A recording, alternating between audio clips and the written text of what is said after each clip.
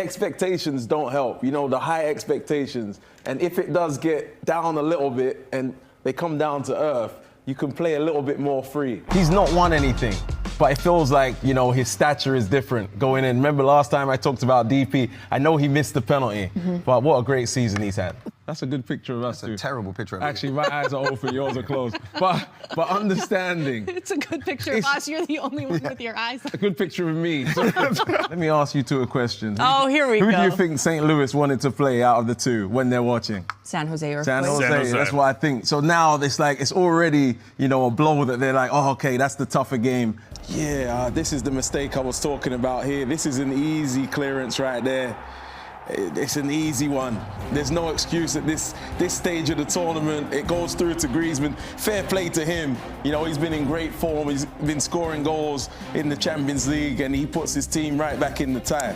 I mean, it could be the series that would be a fun series to watch, but the year, you talk about Red Bulls winning it. Maybe. Can they do it against FC Cincinnati? Think about Let's all go the round blood, one. sweat and tears they've already had. It's a lot of blood, sweat and tears. It's a 90-minute game. Like, they fly by. You know, you've got to hit the ground running. You've got to be aggressive to make something happen before you're 1-2-0 down, chasing the game, and then you leave gaps. It could just run away quickly. So when you have a game like this, how personal is it for both sides? I'm glad you said that. Because I've had a personal game in my career. Oh, have you? Which one? When I went back to play against Red Bulls. Brad was on the other side. Yeah. This wasn't even scripted, but here we go. And I said to my teammates, we're not scripted on this show. I said, I really want this one. I need you lot with me in the changing room. And they were with me that whole game. I think we drew 3-3. Yeah. And who were you playing for? I was playing for DC United at the time. I really respected my teammates for having my back. Only 2 goals since the Leagues Cup. There would have been a lot of pressure on him going to take that penalty, especially him not creating it himself and him missing last game. It takes a lot to step up and put it in the back of the net. You see some relief there.